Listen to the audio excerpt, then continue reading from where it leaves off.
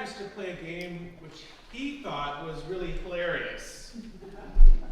Most often he played it when it was either late at night or sometimes right before dawn.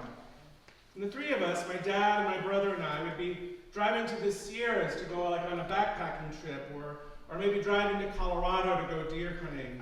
We're on our way to Chico or Bakersfield for business. And the three of us would be sitting in the cab of this pickup truck. When all of a sudden he'd grab one of our knees and say, "Gotcha!" After years of this, years, my brother and I were pretty gun shy. You know, our trips with Dad always found this little pins and needles quality to it. And I have to report to you that when my brother and I were old enough to start taking our fair share of driving, when our dad tried to sleep, he didn't really appreciate this little game as much. So today's gospel, I think, is in some ways Jesus' gotcha. We spent all summer writing Luke's gospel. We heard about Martha and Mary and the Good Samaritan, that rich landowner with his big barns. We heard about them demonizing the man and those pigs running into the Galilee.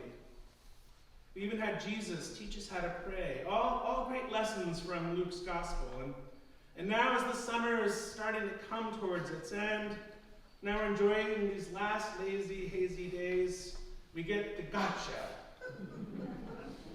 Sure, this whole time, Jesus was on his way to Jerusalem, right? Jesus was on his way to Jerusalem and death on the cross.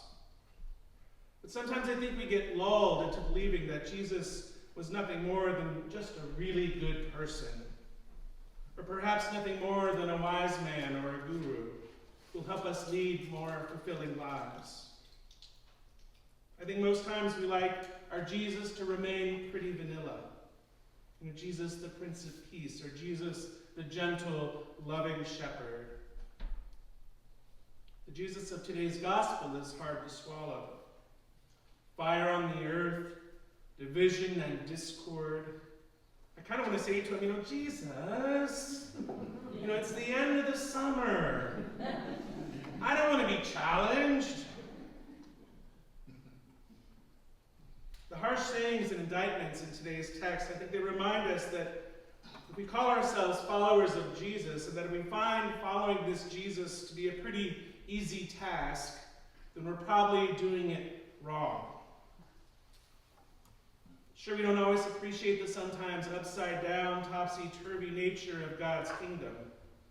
Sometimes we resent that the last will be first. Sometimes we'd really rather not eat with those tax collectors. Sometimes we're like the older brother in the story of the prodigal son.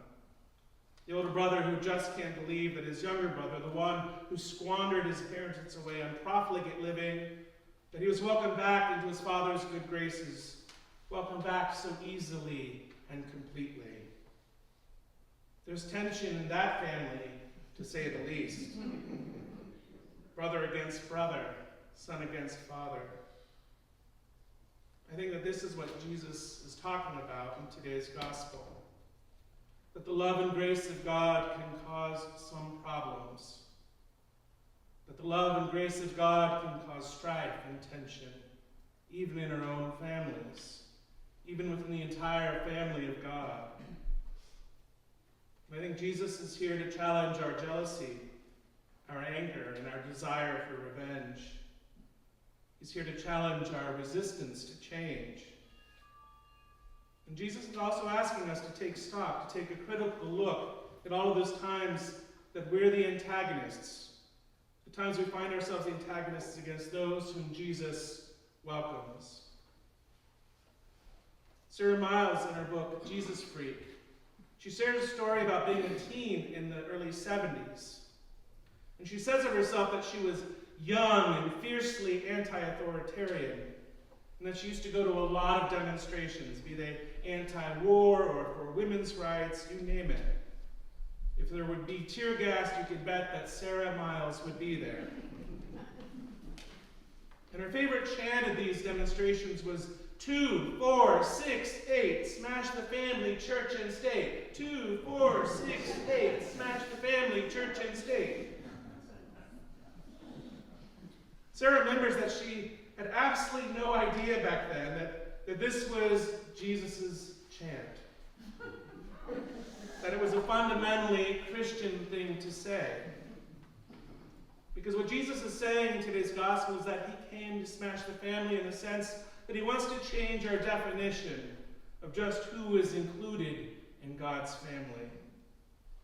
Jesus came to smash the church, to break the relationships of power between the priests, the religious authorities, and the people of God. To break the church which tries to control access to God.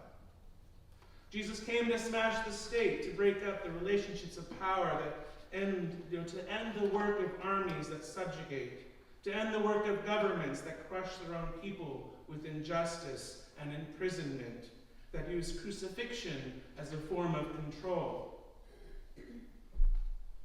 We hear Jesus use the language of family and family relationships this morning because central to the construction of family is an understanding of who was outside of it.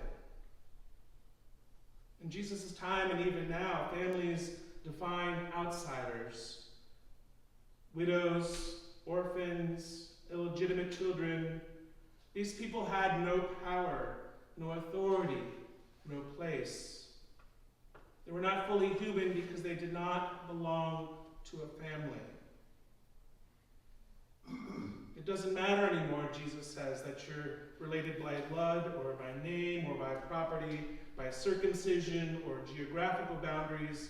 It doesn't matter if you're a Jew or a Greek, slave or free, male or female. We're all children of God. Jesus is saying our human rules are rules about who is in and who is out, are rules about who belongs and who doesn't no longer apply. You can be a leper. You can be a girl. You can be poor. You are part of Jesus' family. You can be an orphan. You can be a refugee. You can be a transgender person. You are part of Jesus' family. We are all part of this newly created family gathered by Jesus' sacrifice on the cross and made a new people through his resurrection. A new family with absolutely no outsiders, defined by and formed in the love of God. And if we as followers of Jesus go out into the world insisting that there is absolutely no one whom God does not love, it might just get us into trouble. And that's not a bad thing. Amen.